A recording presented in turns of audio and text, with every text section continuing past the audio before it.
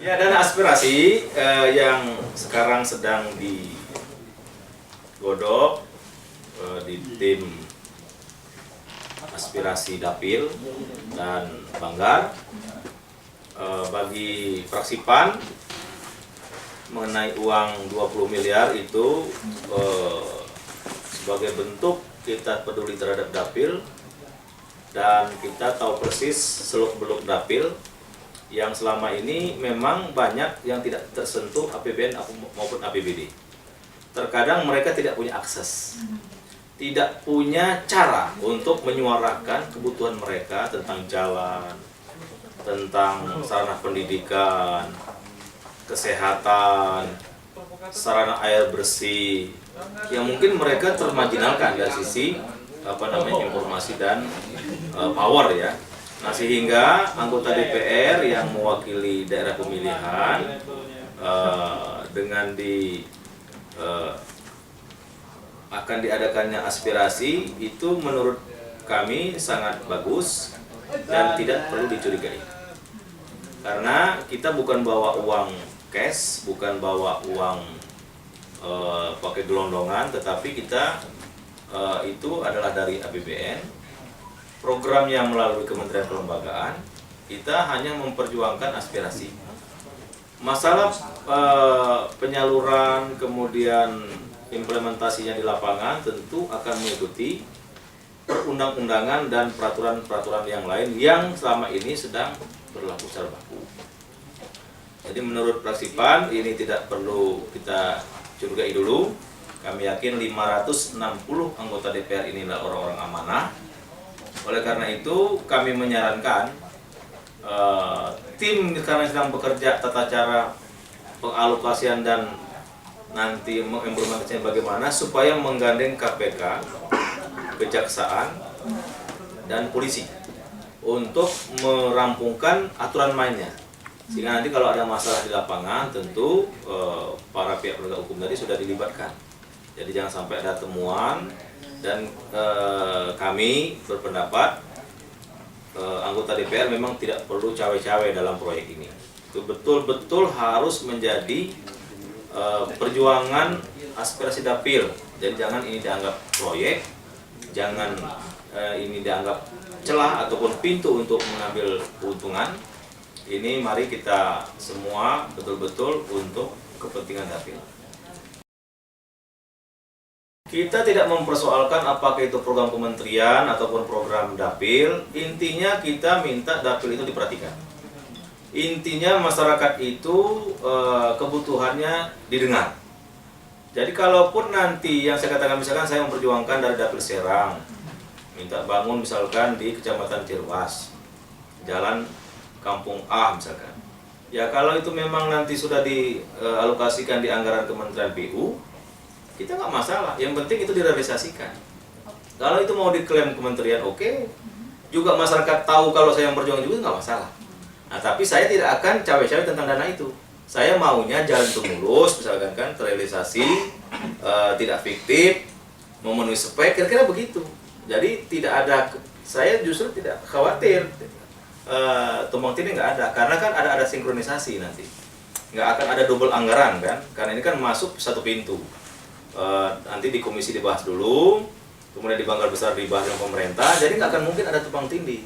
Nah persoalan itu apakah mau diklaim oleh kementerian atau Dapil atau anggota DPR silahkan. Intinya kalau saya, pembangunan itu merata, tidak ada yang terpinggirkan, tidak ada yang termarginalkan, tidak ada yang disingkirkan, kita kira-kira gitu. Misalkan ada sekolah yang dibangun oleh Dinas Pendidikan, tapi kan mungkin atas usul saya misalkan, tapi dia melekat di Dinas Pendidikan misalkan, atau di Kementerian Pendidikan dan Kebudayaan, nggak apa-apa. Saya maunya penting sekolah itu diperhatikan gitu, tidak ambruk, tidak kumuh kan gitu kan. Kalau mau misalkan itu kami yang bangun, silahkan saya diklaim begitu. Tapi saya sudah bersyukur kalau pendidikan diperhatikan, atau kesehatan, puskesmas yang banyak bocor misalkan, atau obat-obatannya susah. Ya saya tentu kan akan buat usulan kan. Puskesmas di kecamatan ini tidak layak untuk menerima pasien gini. Nah tiba-tiba Menteri Kesehatan memprogram itu diakomodir di Kementerian Kesehatan atas aspirasi saya, nggak apa-apa, kalau mau diklaim nggak apa-apa. Yang penting puskesmasnya diperhatikan, intinya gitu. Jadi jangan diperdebatkan apakah ini program diklaim oleh kementerian atau anggota DPR, menurut saya itu nggak penting. Bagi saya penting itu dana 20 miliar itu betul-betul terrealisasi. Nginduknya kemana, saya nggak persoalan.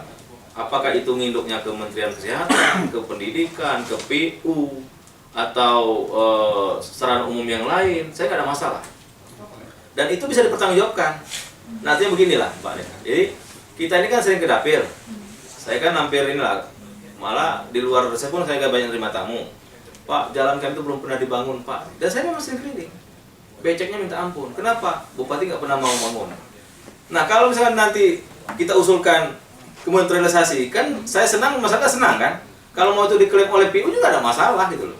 Yang penting omongan itu tuh kira-kira dengar lah. Kata masyarakat, ini Yandri nggak asal ngomong aja nih. Ada bukti kan, fakta. Gitu loh. Kalau saya sih nggak ada masalah. Dan nggak boleh anggota DPR bisa ngambil fee atau apa, itu nggak boleh. Seperti itu bedanya. Jadi kita masukkan program, nanti dia cantolnya ke kementerian mana. Nah itu yang DPR kawal, gitu loh. Benar nggak yang kita usulkan ini di titik A? Kemudian kalau pas pelaksanaannya, main nggak nih pemorong nih sama kementerian? Kan banyak misalkan aspalnya harusnya 3 cm, dibuat 2 cm. Kalau menurut saya harus berteriak, gitu loh. Atau coran misalkan, harusnya perbandingannya 31, pasir sama semennya, misalkan dibuat 51. Saya akan berteriak, gitu loh. Oh, ini nggak sesuai ada temuan. Makanya itu harus dilibatkan KPK, Jaksaan, termasuk masyarakat sama LSM. Gitu loh. Kalau menurut saya ini bagus, tapi kan kalau saya baca berita hari ini dan dengar di radio dan TV, ngeri kan? Waduh, semuanya seolah-olah DPR nggak, semuanya DPR seolah-olah nggak ada benarnya. Gitu loh. Kalau menurut saya, jangan curiga dulu lah, jangan bersuzon dulu. Masyarakat bisa mengelototin ini, LSM bisa, aparat desa bisa, ya kan, semuanya bisa. Dan kita jamin ini tidak akan ada tumpang tindih. Gitu loh. Nggak mungkin lah, dari mana istilah tumpang tindih? Nggak mungkin, dana kita masih kurang kok untuk membangun, ya kan? Nggak mungkin, gitu loh. Masih jauh dari ini cukup. Jadi kalau ada tumpang tindih, kemudian dan pemahaman yang keliru, seolah-olah DPR bawa duit 20 miliar ke dapil, bagi-bagi, wah, itu yang keliru, yang salah paham menurut saya itu. Nah, jadi fraksi PAN setuju dengan program ini dengan catatan yang saya jelaskan tadi. Jadi tidak ada cawe-cawe, tidak ada fiktif, dan itu tetap pertanggungjawabannya harus tetap nanti kan ada BPK masuk, kan audit kan segala macam. Jadi menurut saya tidak ada masalah. Dan selama ini jadi kendala saya begitu. Setiap ke lapangan, Pak, ini kami nggak pernah begini. Kan kadang-kadang kita keluar sendiri. Bayangkan saya Mbak Anita di Kampung Ambon di Kota Serang, saya bangun jalan 1,5 kilo. Karena setiap ke wali kota ditolak terus. Saya yang nguruknya 15 truk, gitu loh. Dan saya langsung turun, gitu loh. Di mana? Ada di koran. Ya, kalau menurut saya kan makanya 15-20 kan harga proyek kan beda-beda. Misalkan jalan sekian kilo kan beda, gitu. Mungkin corannya beda. Itu kan ada tim teknis nanti. Tim teknis. Misalkan saya mengajukan jalan di Ciamas misalkan sekian kilo. Kan nanti ada ini kan tim PU kan. Oh, harga proyek ini sekian sebenarnya. Speknya begini gitu loh. Jadi makanya kisaran begitu. Jadi tidak akan sama persis sebenarnya. Jadi yang perlu ditegaskan, DPR tidak bawa duit cash. Dan DPR tidak akan menggunakan tender sendiri gitu loh. Dan DPR tidak mencari untung dari 20 miliar. Kita betul-betul murni ingin melihat dapil kita itu maju. Kemudian kita suara yang katanya menyerap aspirasi itu ada bukti gitu loh. Selama ini kan nggak ada. Coba saya tuh setiap proses, Manita, kirim surat ke PU, ke kesehatan, ke bupati, saya telepon, tapi iya aja gitu loh. Nah sekarang kan kalau diberi begini kan ada semacam ruang kami untuk betul-betul mengawal kan, mengawal sesuai dengan aspirasi. Banyak sekali. Misalkan mau bangun madrasah, nggak pernah dilakukan. Ini kan kita yang keluar kan, udahlah kita bantu 10 juta, 13 juta, tapi kan nggak mencukupi. Nah kalau dari dana ini ya boleh nanti wartawan boleh turun, gitu loh. Nah itu kan sedih. Tuh saya tuh. Mas, saya bangun jalan sendiri loh tuh. Nggak ada dananya dari pemerintah. Nah kalau saya misalnya ada punya peluang ini kan bisa kan? Nah itu. Kalau dana saya nggak mencukupi. Ini di Ambon, Kota Serang lagi. Kampung Ambon. Nah, contoh di kompleks saya, Mbak Nita. Di kompleks saya itu rusak. Dulu saya terus membangunnya. Habis berapa? 100 juta, 50 juta itu bisa nyampe ke DPR. Nah sekarang Setelah dihitung sekitar 200 juta kalau mau dibangun semua di komplek itu. Wah, bilang gimana ini? Nah, jadi sekali lagi saya kira media punya tanggung jawab juga untuk menyebarkan ini. Dan sekali lagi jangan dicurigai dulu. Harus diyakini 560 itu baik-baik semua gitu loh. Ya kalau efek ataupun akibat dari itu misalkan dia terpilih kembali, itu ya alhamdulillah. Tapi juga banyak selama ini misalkan anggota DPR itu banyak bawa program ke daerah, apa juga nggak terpilih. Ya selama ini kan. Jadi menurut saya nggak jaminan. Intinya selama kita diberi amanah, apalagi sumpahnya itu memperjuangkan aspirasi dapil, maka selama dia diberi amanah ya mari memperjuangkan aspirasi dapil. Persoalan dia nyalon lagi, terpilih kembali, tidak terpilih kembali, itu menurut saya tidak dikaitkan dengan proyek ini. Ini sekali lagi murni kita untuk memeratakan pembangunan, mendengar aspirasi dan ada bukti. Selama ini kan cuma dengar terus mas, catat, sebal itu kan, dengar doang, kita catat terus nggak ada realisasi. Nah ini mungkin cara juga untuk menunjukkan bahwa DPR itu bisa benar-benar bekerja sebagai anggota DPR dari sisi memberikan aspirasi dan pengawasan gitu loh, ya kan? Kalau selama ini kan kita nggak ini cuma bersuara tapi tidak ada buktinya kan, banyak kan? Nah masyarakat tidak paham.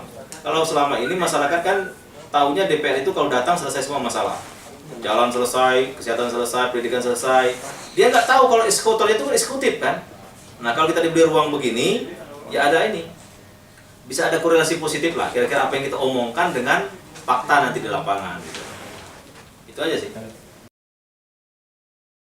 Iya sama.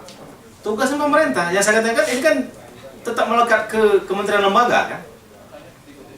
Tetap kita mengusulkan, dan itu kan kita dilengkapi dengan foto, dilengkapi dengan pernyataan masyarakat kalau ini butuh dan perlu, selama ini belum, kan itu. Ya, yang melaksanakan bukan saya dong, yang tender bukan saya, yang melaksanakan proyek bukan saya, tetap pemerintah. Tapi kita memperjuangkan, gitu. Titiknya di sini, ini yang perlu dibangun, ini yang perlu direnovasi. Nah itu yang di situ titiknya di situ aja, DPR fungsinya di situ aja. Nah, mengenai pengalusan dana, berapa-berapanya tadi detailnya, itu kan tugas pemerintah. 1/3-nya dari pemerintah, ya kan? Tendernya bagaimana? Pemerintah, ya kan? Siapa pemenang tendernya? Pemerintah, ya kan? Yang mengawasi nanti, ya ada inspektorat. Yang mengawasi nanti ada BPK. Nah, kami, tadi saya bilang tadi, saya akan lihat langsung turun ke lapangan. Oh, aspalnya benar nggak nih? Sesuai dengan spek. Sesuai nggak dengan tebal tipisnya, ya kan? Sesuai nggak dengan panjangnya berapa yang dibangun? Tepat waktu nggak dia diselesaikan? Nah itu tugas kita dalam bidang pengawasan. Nah tapi dalam bidang diskusi misalkan dia bermasalah dari sisi anggaran, ada temuan, itu bukan tugas DPR lagi, aparat hukum. Kami bisa mengadukan ke polisi atau masyarakat bisa mengadukan ke polisi, bisa mengadukan ke jaksa, bisa mengadukan ke KPK, gitu loh. Nah jadi tetap ranahnya tetap ada perbedaan di situ. Tapi memang dalam sebuah tindak pidana korupsi emang melibatkan dari mulai pengajuan tim teknisnya memang melibatkan anggota DPR, baru itu boleh juga kan digunakan juga kan? Saya setuju kalau ada anggota DPR yang bermain-main terhadap proyek ini, maka hukum tidak boleh pandang bulu, tidak boleh membedakan apakah dia pejabat negara, anggota DPR, rakyat biasa. Kalau memang dia melenceng dari aturan main yang ada, saya kira harus sama perlakuannya. Jadi makanya himbauan saya Dato' Praksipan, janganlah proyek yang mulia ini diciderai oleh oknum-oknum anggota DPR.